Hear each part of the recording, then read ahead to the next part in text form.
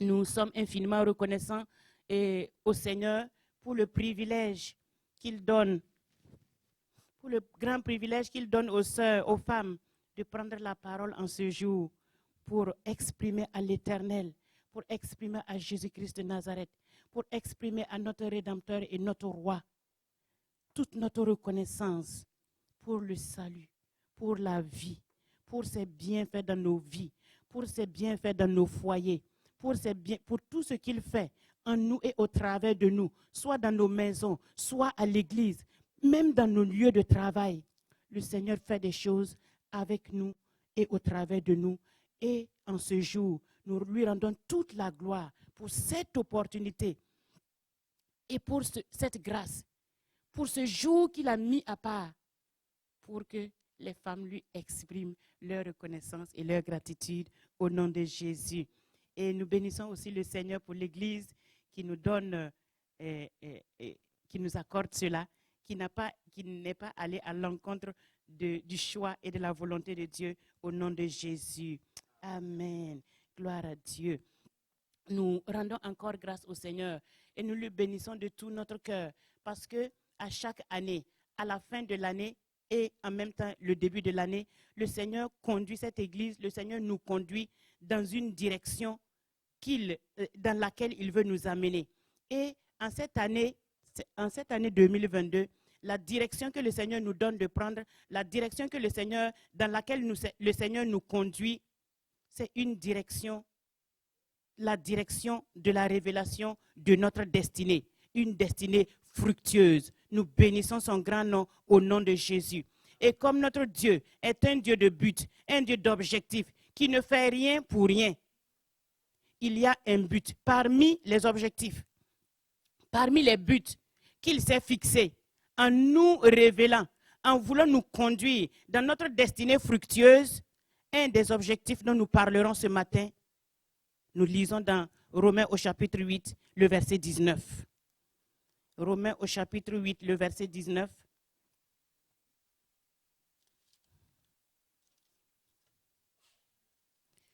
Romains au chapitre 8, le verset 19 nous dit que aussi la création attend-elle avec un ardent désir la révélation des fils de Dieu. Aussi la création attend-elle avec un ardent désir la révélation des filles de Dieu. Le Seigneur veut nous conduire dans notre destinée parce qu'il veut nous révéler à cette création. Nous allons regarder attentivement cette création qui est dans l'attente. Est-ce que c'est une attente désintéressée? Est-ce que c'est une attente indifférente? Est-ce que la création attend juste pour attendre la révélation des fils de Dieu? La parole de Dieu nous dit dans ce verset, la création attend avec un ardent désir. Ce n'est pas une attente pour attendre. Oh, si les fils de Dieu, si les filles de Dieu arrivent, si les fils de Dieu, si les filles de Dieu se révèlent, oh, tant mieux, sinon tant pis. Non. Elle attend en soupirant, elle attend en désirant, elle attend en disant à quand les fils de Dieu, les filles de Dieu vont se révéler enfin. Nous allons regarder ensemble quel est l'état de la création, quel est l'état actuel de la création, quel est l'état actuel du monde dans lequel nous vivons, dans lequel les fils et les filles de Dieu vivent. Gloire à Dieu. Le monde présent est en agonie. Il est comme en train de rendre l'âme. Il est comme en train de vouloir s'en aller. Il est comme en train de mourir.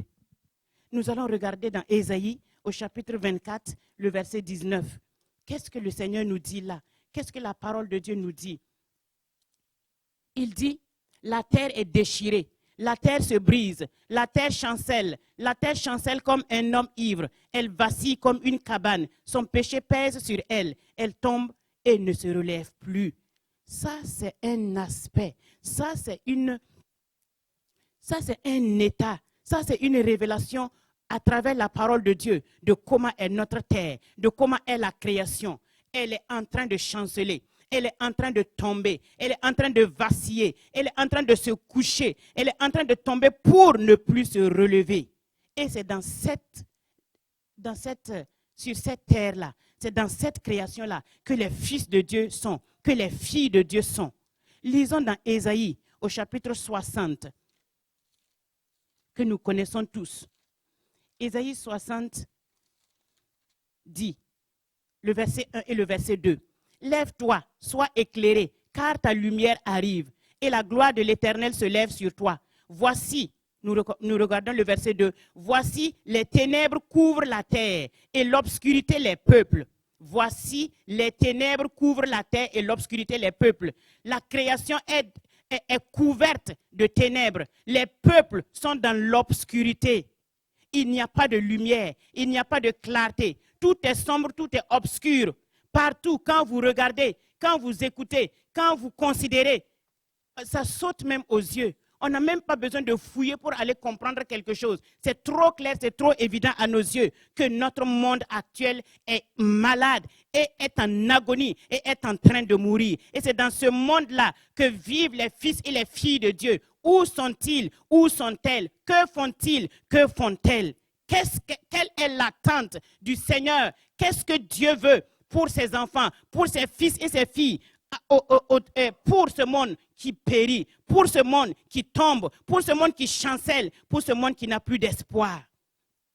Quand nous regardons, quand nous considérons l'obscurité, quand souvent il y a le brouillard, il y a la brume là, la dernière fois, il y avait eu un épais brouillard ici, et puis on était comme, on ne pouvait pas sortir, on ne pouvait pas aller chez nous. Il fallait que ça s'apaise, il fallait que la clarté revienne.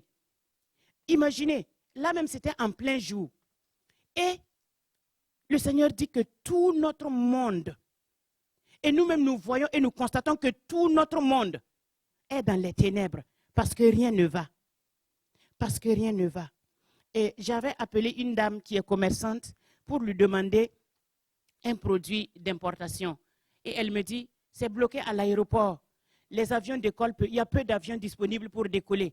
Tout le monde a peur. C'est la panique partout. On ne sait pas où on s'en va. Et elle ajoute que même les bateaux, il y a peu qui vont désormais prendre la route, qui vont y aller, qui vont bouger, qui vont amener les produits d'importation. Et elle ajoute encore que d'ici décembre, on ne sait pas ce qu'il y aura. On ne sait pas où on sera. On ne sait pas ce qu'on fera. C'est juste quand j'ai appelé pour demander s'il y avait des arachides. Gloire à Dieu. Et toute cette précision m'a été donnée. Et j'ai rendu grâce au Seigneur parce que le Seigneur me donnait des éléments pour ajouter à l'exhortation qu'il me donne par la grâce de vous apporter et de nous apporter ce matin. Et quand nous considérons, il y a les guerres, il y a les famines, il y a les soulèvements sociaux. Quand on manque d'insatisfaction, les gens ne sont plus satisfaits. Manque de satisfaction, on va dans la rue, on crie. Et à des endroits, c'est la violence. On casse tout. Et on voit encore, c'est juste un tableau, c'est juste un portrait, un petit portrait que nous sommes en train de voir ensemble. L'extrême violence, des horreurs qui se commettent, que même les animaux ne font pas.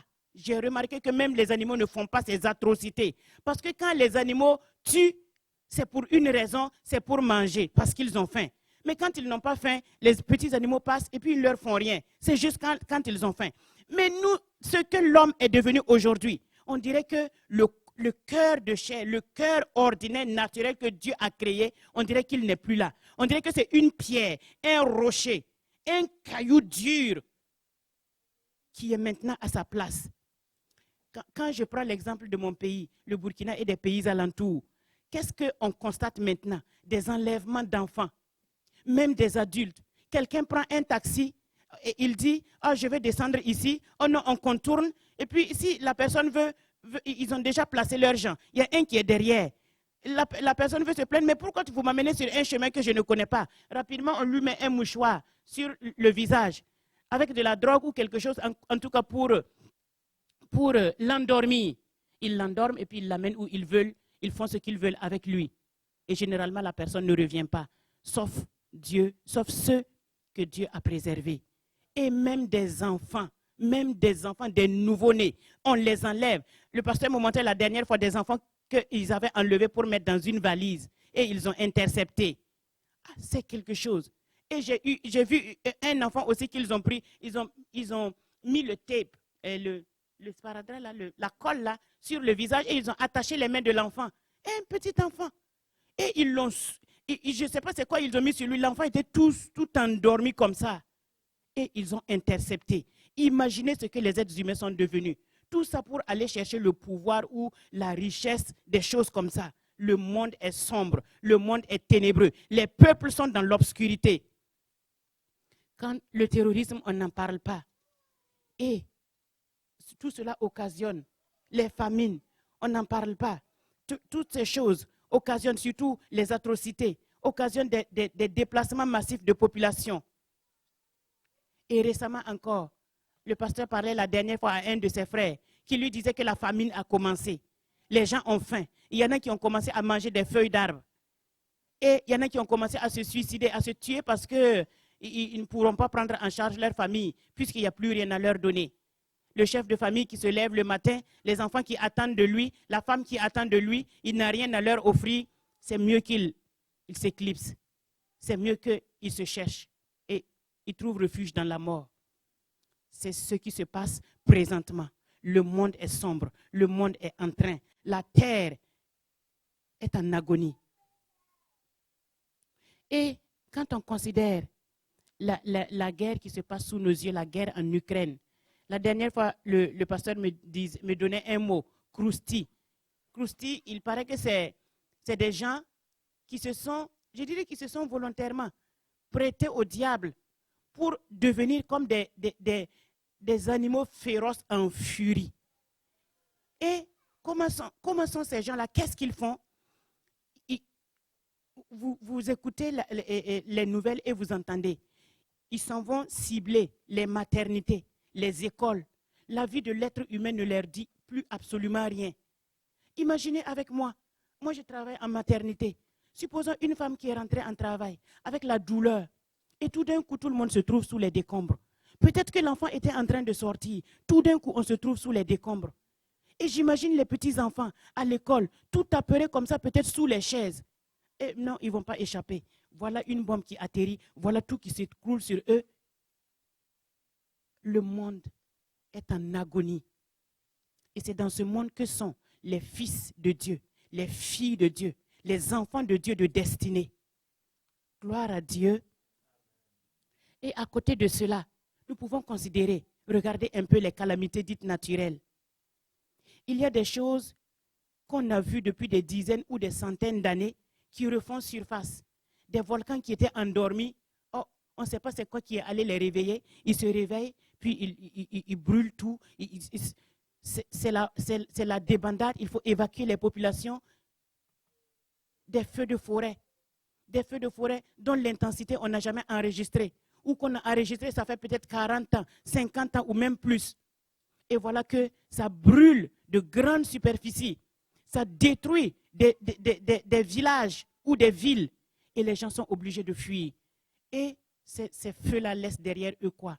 Toute la désolation, les tempêtes, avec des forces qu'on ne maîtrise, ou on ne pouvait même pas maîtriser, des forces très puissantes.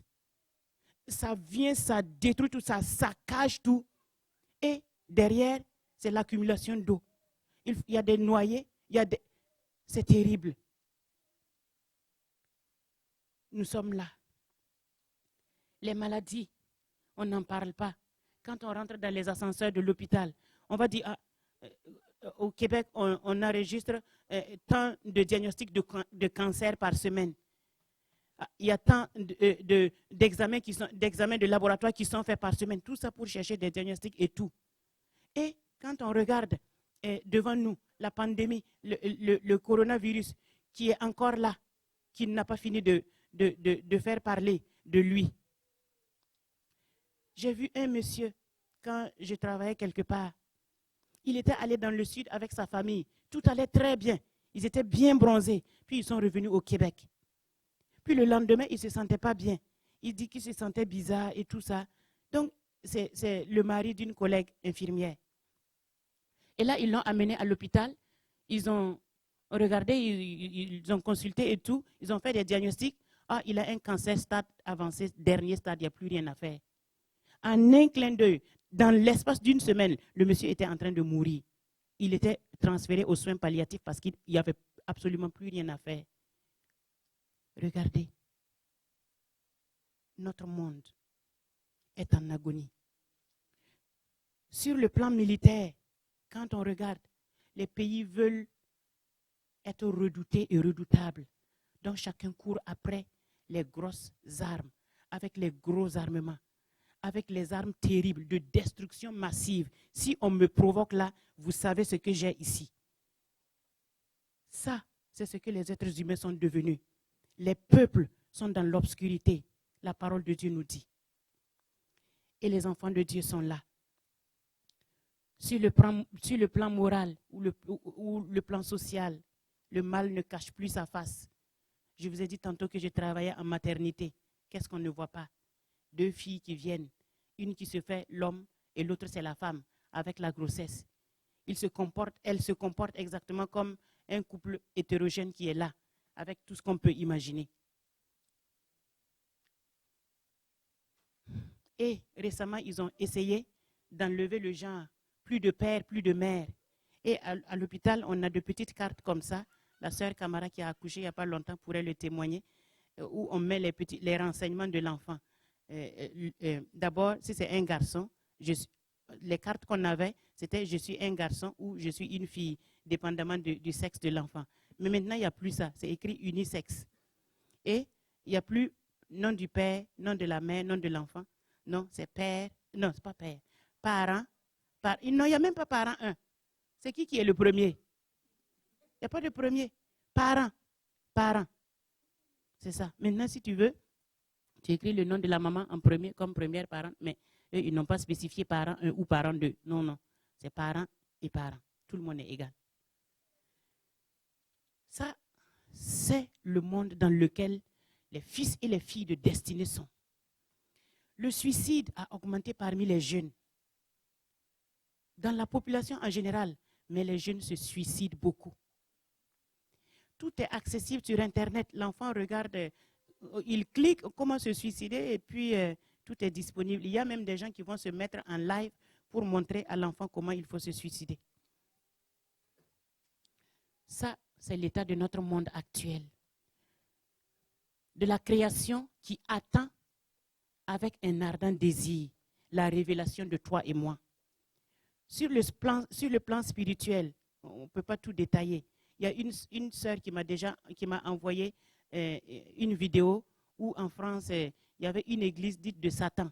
Donc eux aussi, ils sortent pour proclamer pour répandre je ne peux pas dire leur évangile, pour semer leur mort, leur graine.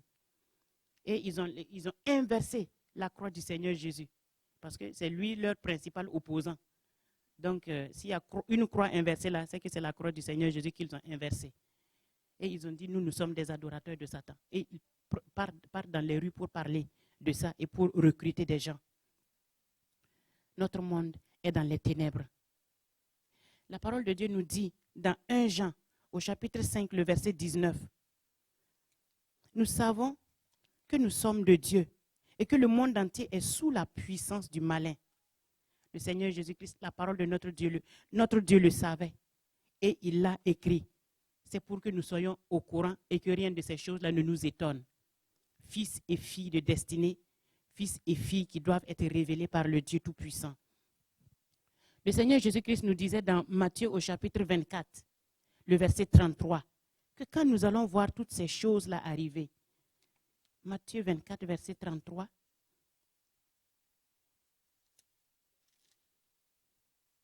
quand de même,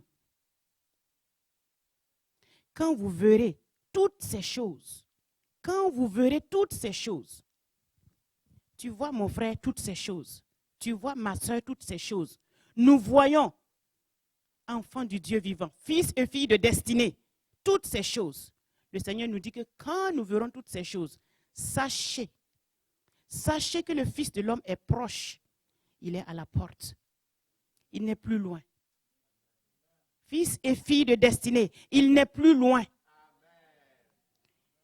Et 1 Pierre 4, 7 nous dit, la fin de toute chose est proche. Pierre l'a répété plus tard, La fin de toute chose est proche. Soyez donc sages et sobres pour vaquer à la prière. La fin de toute chose est proche. Qu'est-ce que la création attend de toi et de moi? Qu'est-ce que la création attend? Quel est ce désir ardent-là? C'est quoi ce désir de toi et de moi? Nous allons regarder quelques exemples d'hommes et de femmes de destinée. C'est qu'il a besoin de nous voir révéler, de voir Dieu en nous, de voir Dieu au travers de nous. Considérons quelques exemples. Quand nous voyons le prophète Élie, dans 1 Roi au chapitre 18, en ce moment, c'était un temps sombre en Israël. Le temps était ténébreux en Israël. Le peuple était dans l'obscurité. L'idolâtrie était pratiquée. Le roi même cautionnait l'idolâtrie, encouragé par sa femme. Et le peuple ne savait plus. Nous lisons dans 1 Roi 18, verset 21. 1 Roi 18, le verset 21 nous dit: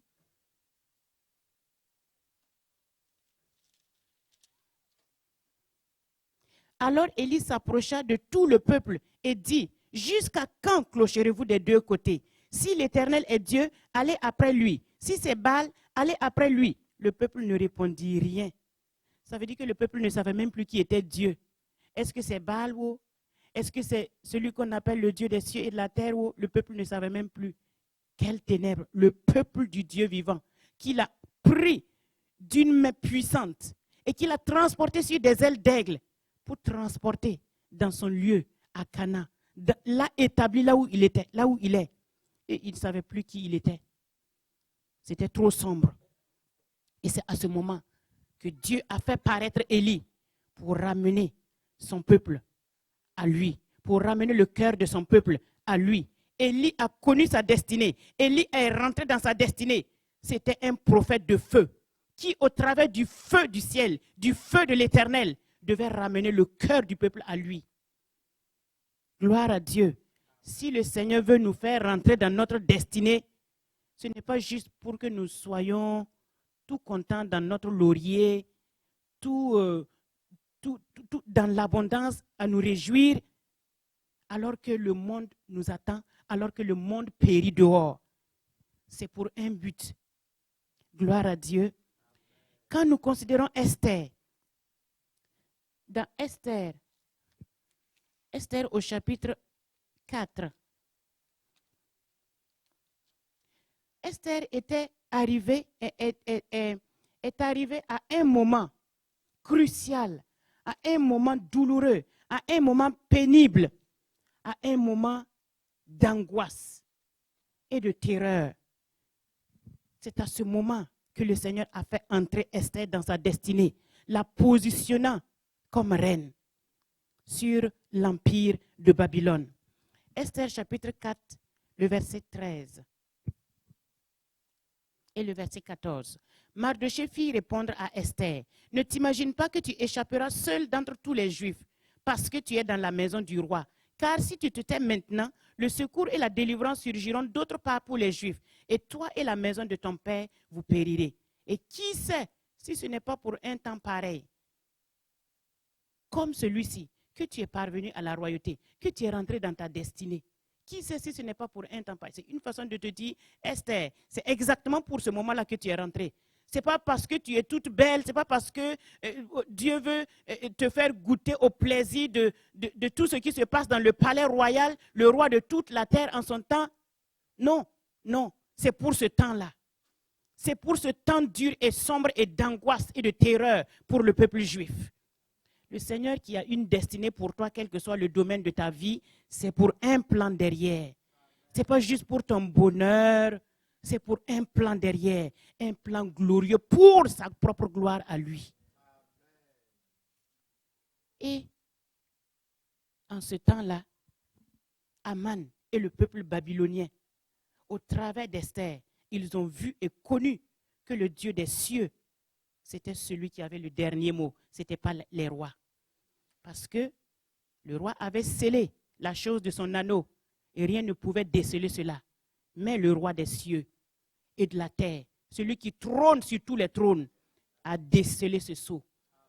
Et la volonté de Dieu a été accomplie parce qu'une femme est rentrée dans sa destinée et a accepté de se laisser montrer à cette époque-là.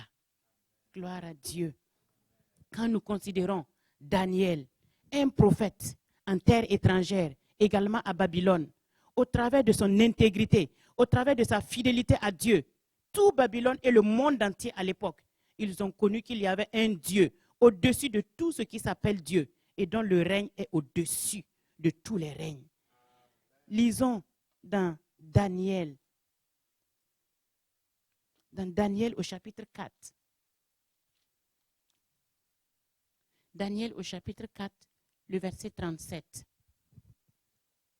Maintenant, moi, Nebuchadnezzar, je loue, j'exalte et je glorifie le roi des cieux, dont toutes les œuvres sont vraies et les voies justes, et qui peut abaisser ceux qui marchent avec orgueil.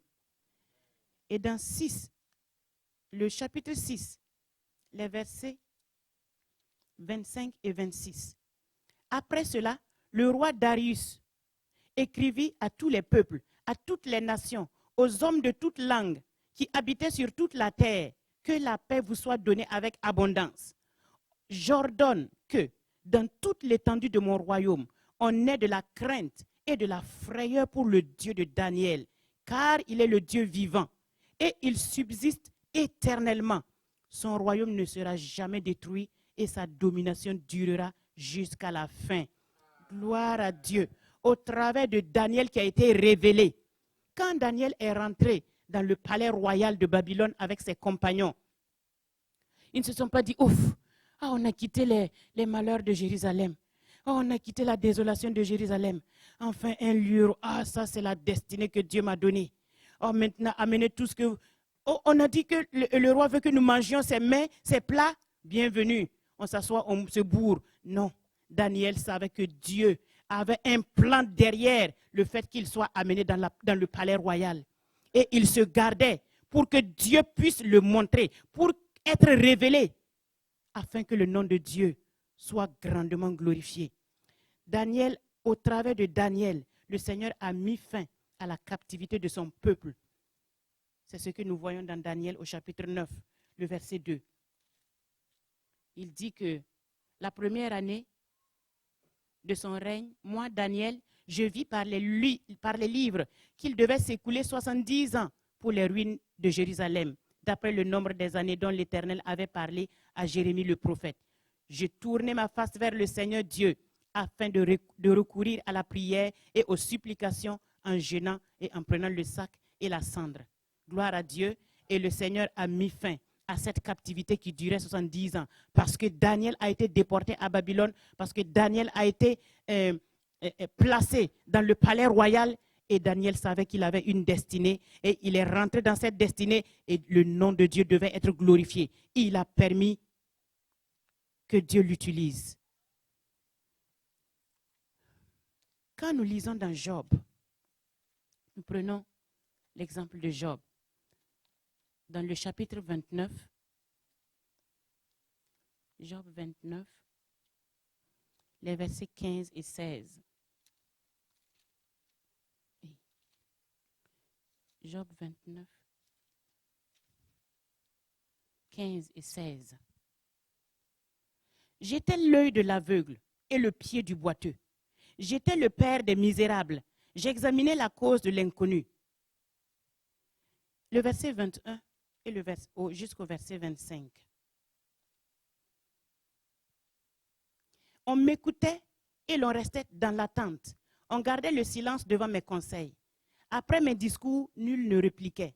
Et mes paroles étaient pour tous une bienfaisante rosée. Ils comptaient sur la pluie ils comptaient sur moi comme sur la pluie. Ils ouvraient la bouche comme pour une pluie du printemps.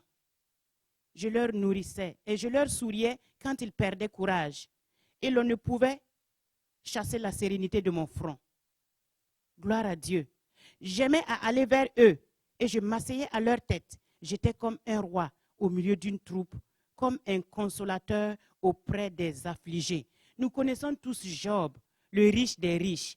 il était bien comblé. On peut dire qu'il était rentré dans sa destinée financière. Il était rentré dans sa destinée matérielle, même matrimoniale, parce qu'il avait son épouse et des enfants, et les enfants se réunissaient, c'était la joie et tout et tout. On pouvait dire que Job était rentré dans sa destinée.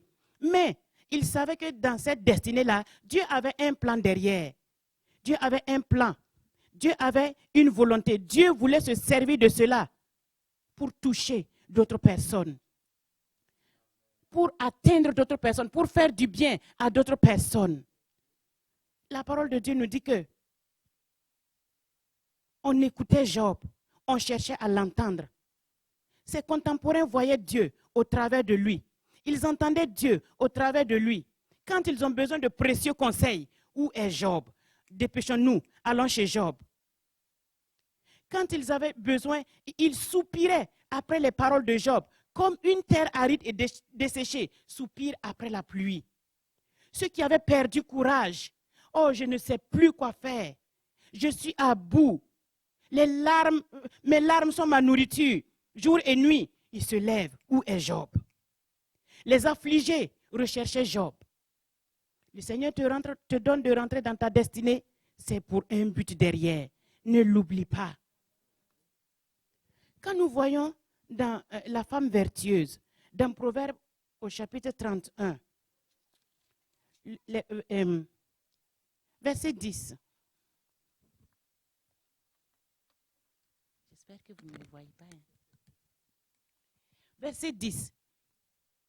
Qui peut trouver une femme vertueuse? Elle a bien plus de valeur que les perles. Le cœur de son mari a confiance en elle. Oh, on ne va pas lire tout, mais nous allons lire les versets 21 et 22. Versets 21 et 22 nous dit, elle ne craint pas la neige pour sa maison, car toute sa maison, elle ne craint pas la neige pour sa maison, car toute sa maison est vêtue de cramoisie. Elle se fait des couvertures, elle a des vêtements de fin lin et de pourpre. Revenons au verset 19 et 20. Elle met la main à la quenouille et ses doigts tiennent le fuseau. Elle tend la main au malheureux, elle tend la main à l'indigent. Elle tend la main au malheureux, elle tend la main à l'indigent. Quand tu vas avoir tout pour ta maison ne craint pas pour la neige. Toute ta maison est vêtue de cramoisie et elle fait des vêtements de fin lin et de pourpre. La grande richesse est dans la maison de cette femme vertueuse-là. Mais elle ne se complaisait juste pas dans cela. Elle se souvenait des malheureux et des indigents. Le pasteur nous a donné la définition de miséricorde pour dire que c'est quelqu'un qui est dans la misère et on vient lui tendre la corde de l'amour, la corde du secours. Ça, notre Dieu est miséricordieux. Donc ces malheureux et ces indigents, au travers de cette femme vertueuse, pouvaient espérer voir le Dieu de miséricorde qui allait tendre la main vers eux pour les sauver de là, pour les secourir. Toi et moi, femmes vertueuses que nous sommes, quand nous rentrons dans notre destinée, souvenons-nous que Dieu n'en a pas fini. Il a son plan derrière que nous devons accomplir au nom de Jésus. Quand nous regardons les disciples du Seigneur Jésus, après l'expérience de la Pentecôte, ils sont rentrés dans leur destinée. Ils sont devenus des prédicateurs de feu et de puissance. Ils faisaient des miracles. Dans Acte 9 au verset 24, il disait, c'était Pierre, Acte 9 au verset 34. Pierre lui dit, aîné, Jésus-Christ te guérit. Lève-toi et arrange ton lit. Et aussitôt il se leva. Il n'a même pas hésité, il n'a même pas douté, il ne s'est même pas posé la question, ah, Jésus nous a dit que nous allons guérir les malades. Il a dit que nous allons chasser les démons. Il a dit que nous allons faire des miracles en son nom.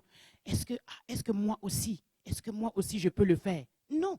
Il a mis le doute de côté. Il a mis l'incrédulité de côté. Jésus a dit, je le fais. C'est ça.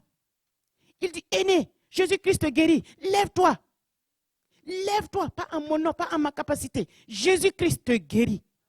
Lève-toi. Et dans Acte 3:6, il a encore dit, je n'ai ni argent ni or. Quand ce boiteux les regardait espérant recevoir de l'argent ou de l'or, il a dit encore, je n'ai ni argent ni or, mais ce que j'ai, je te le donne. Ce que Pierre a, tu l'as.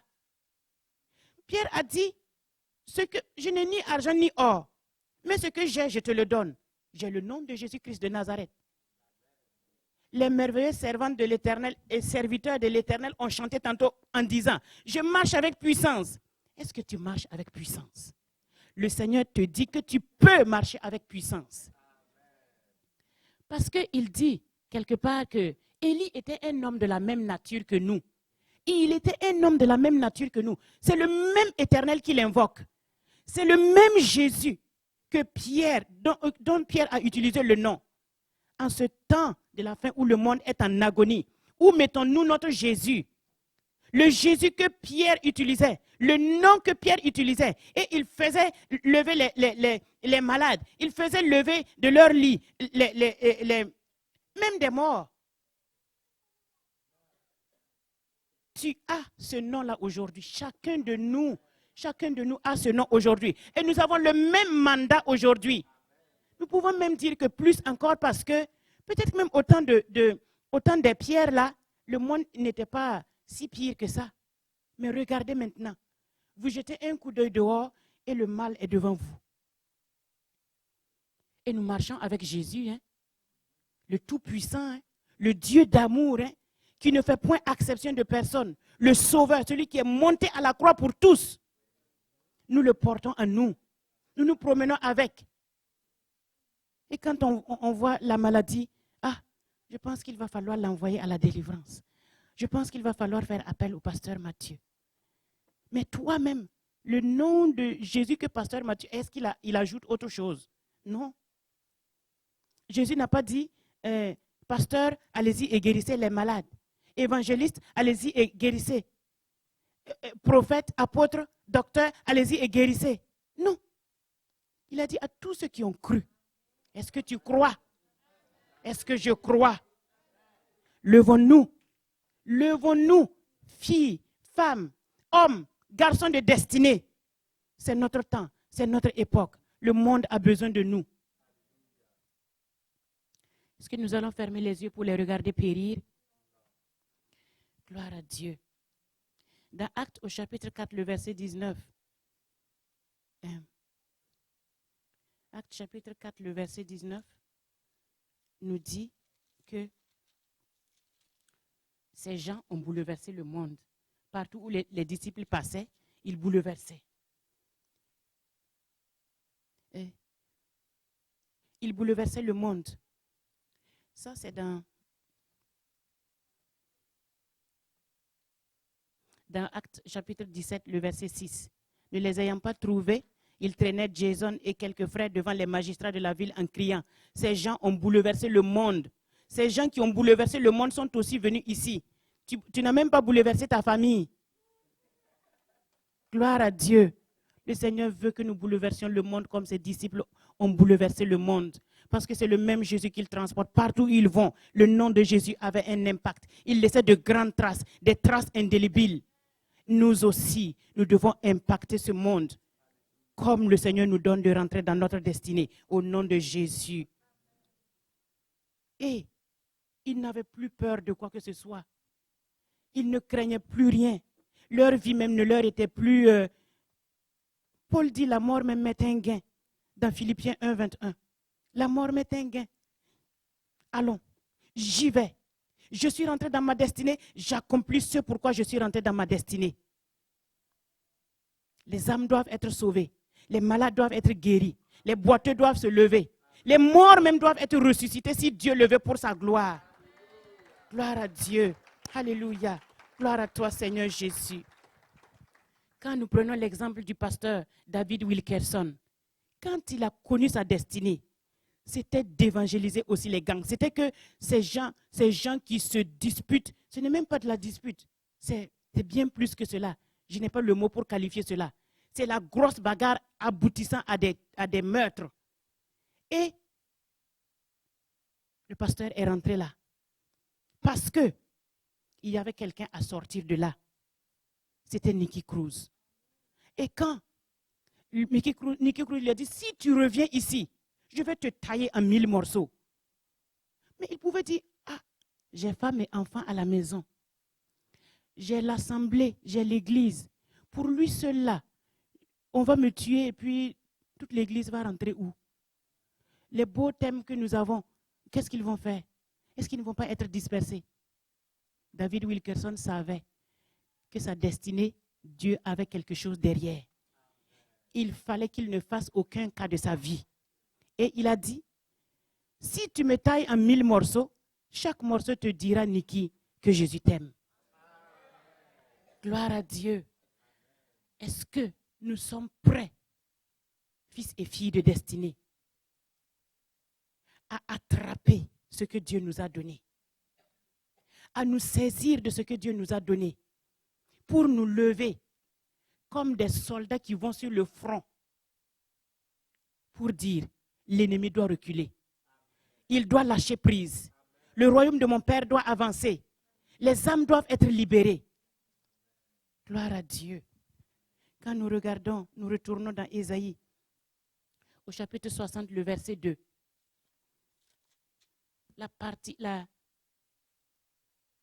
La deuxième partie du verset 2 nous dit, mais sur toi l'Éternel se lève, sur toi sa gloire apparaît. Mais sur toi l'Éternel se lève. Nous ne lisons pas, mais sur les grands l'Éternel se lève. Mais sur les forts l'Éternel se lève. Mais sur les puissants de ce monde l'Éternel se lève. Sur les riches, sur les intelligents, sur les érudits, sur les académiciens, sur les rois, sur les princes de ce monde, l'Éternel se lève. Est-ce que nous avons la même Bible? Sur toi, l'Éternel se lève. Sur moi, l'Éternel se lève. Pour que sa lumière chasse les ténèbres de la terre. Alléluia. Toi qui connais son nom, sur toi il se lève. Toi qui crois en son nom, toi qui as sa parole dans ton cœur, toi qui invoques son nom, qui crains son nom et qui espères en son nom, etc. C'est à toi qu'il s'adresse. Il te dit, sur toi, l'Éternel Dieu se lève. Et sur toi, sa gloire. Ce n'est pas la gloire éphémère. Ce n'est pas la gloire où on te transporte comme ça aujourd'hui. Et puis demain, après-demain, on t'a oublié parce qu'on a trouvé une autre personne à transporter. Non. La gloire du Tout-Puissant. Sur toi, sa gloire apparaît. Pour te révéler au monde, pour se faire connaître par les hommes qu'il a créés et qu'il aime tant, pour qui il est monté à la croix. Alors tu dois dire, oui, il y aura des situations, quand tu vas te lever, quand tu vas être prêt pour lui, il y aura des situations, comme par exemple dans Genèse au chapitre 26, le verset 12, une grande sécheresse. Et le Seigneur avait dit à Isaac, ne va pas à Guérar, reste là. Je ne suis pas limité, c'est moi l'auteur de la pluie. Et quand la pluie n'est pas là, je peux l'ordonner de venir. Et même quand il n'y a pas la pluie, je ne dépends pas de la pluie. Je ne dépends pas de ma création. Il dit, reste là. Et il a accepté. Il est resté. Et cette année-là, il a récolté 100 fois.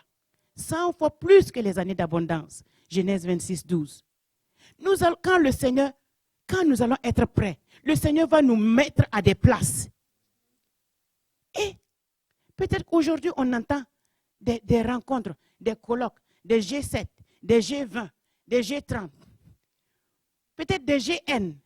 Peut-être qu'ils vont finir avec les G, ils vont revenir à A. Pour aller à Z, il n'y a pas de solution.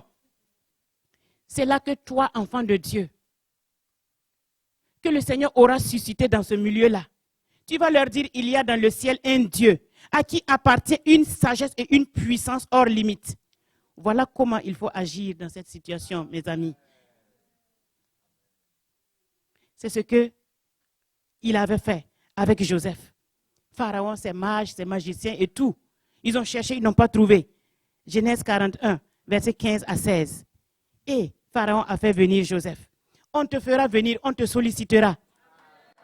Femme, homme de destinée, enfant de destinée, tu seras sollicité parce qu'il n'y aura pas de paix, il n'y aura pas de solution. Puisqu'ils sont tous dans les ténèbres, dit la parole de Dieu. Mais comme l'Éternel se lève sur toi, comme sa gloire apparaît sur toi, comme sa présence est en toi, comme son esprit est en toi, tu iras et tu leur apporteras simplement la solution. Joseph a apporté tout tranquillement, tout naturellement, la solution au Pharaon. Toi aussi, tu apporteras des solutions là où il n'y en a pas, au nom de Jésus. C'est ce que Daniel aussi a fait. Dans Daniel au chapitre 5, le verset 12, Daniel a révélé le secret. Et le nom de Dieu a été glorifié.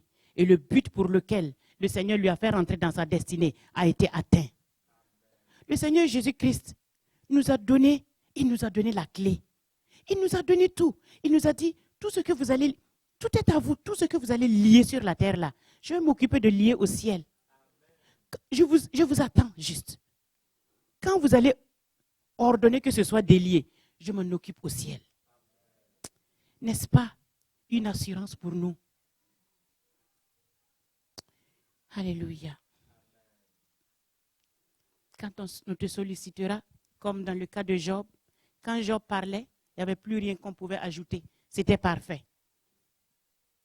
Le monde verra au travers de nous que notre Dieu est vrai, que notre Dieu est puissant, que notre Dieu est vivant, qu'il agit encore au travers d'hommes et de femmes, de jeunes et de vieillards, parce que son esprit supérieur repose en nous. Et le Seigneur nous révèle à ce monde-là. Tu dois et tu vas faire partie de cette équipe-là. Alléluia. Tu ne seras pas un spectateur, une spectatrice. Même si tu penses aujourd'hui que tu es comme Gédéon. Ah, bon, c'est pour ceux qui sont forts. Moi, je suis faible. Je suis petit, petite, nulle, dernière. Je n'ai aucune compétence. Le Seigneur te relève et le Seigneur met en toi son esprit parce que ce n'est ni par la force, ni par la puissance, mais c'est par l'esprit du Seigneur Jésus. Gloire à Dieu. Gloire à Dieu. Alléluia. Alors, ce que le Seigneur attend de toi et de moi, croyants des temps de la fin, fils et filles de destinée, que nous disions non à la peur, que nous nous levions parce que c'est notre temps maintenant. C'est à notre tour d'être révélés au monde. Notre tour d'être révélés à la création en souffrance, en agonie. Le Seigneur dit, seras-tu un Daniel? Seras-tu un Élie? Seras-tu une Esther? Seras-tu un Job? Seras-tu cette femme vertueuse? Seras-tu Pierre, Paul, les disciples, les apôtres?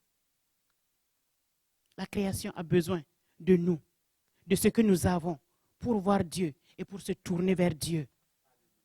Comme les disciples, n'ayons pas peur, ne nous cachons pas.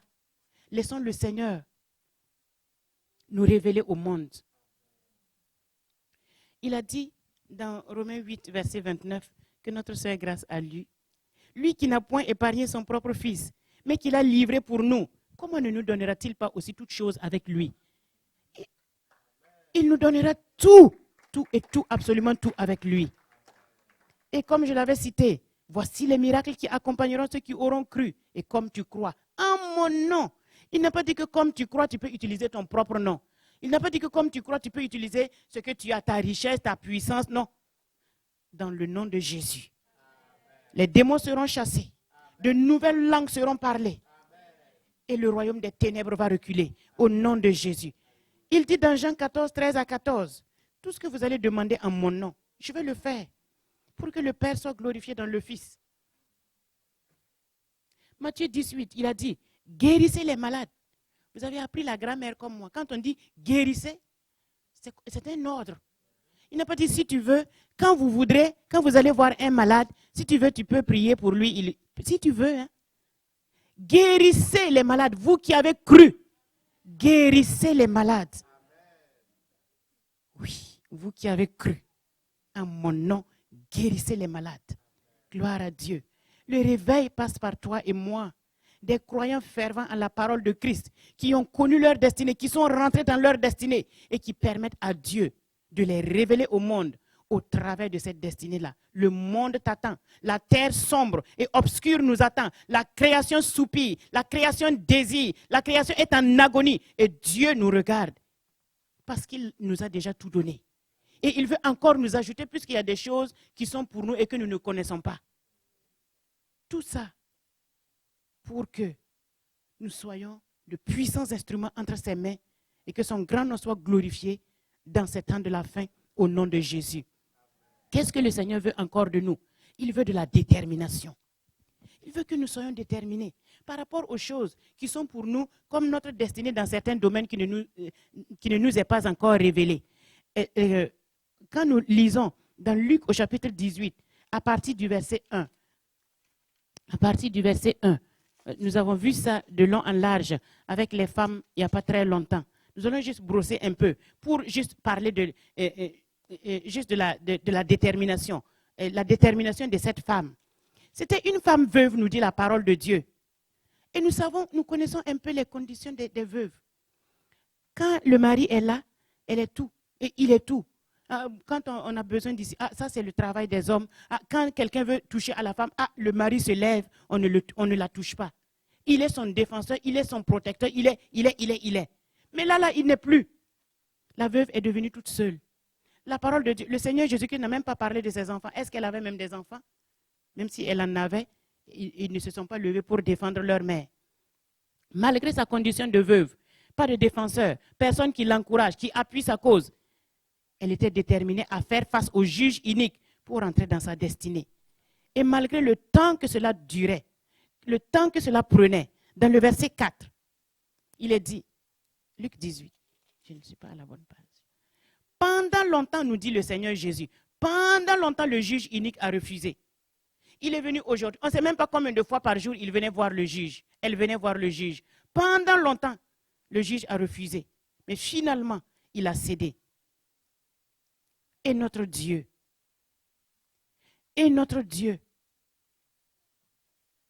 malgré ce temps qui perdurait, la détermination de cette femme n'a pas bougé d'un iota. Il dit, tant que le juge ne réagit pas, je serai toujours là. C'est comme ça. Il n'y a même pas à négocier. C'est soit qu'il examine ma cause ou qu'il examine ma cause. Je ne bouge pas. C'est une telle détermination que le Seigneur veut. S'il y a des domaines où tu n'as pas encore connu, qui ne t'est pas encore révélé, lève-toi parce que le Seigneur est là. Il dit que si le juge inique a été finalement sensible à la requête de la femme, et notre Dieu si merveilleux, notre Dieu qui est carrément l'opposé, ne nous exaucera-t-il pas? Ne fera-t-il pas ce qu'il a dit? Croyons seulement, levons-nous et agissons. Gloire à Dieu. Que le Seigneur vous bénisse abondamment au nom de Jésus. Amen.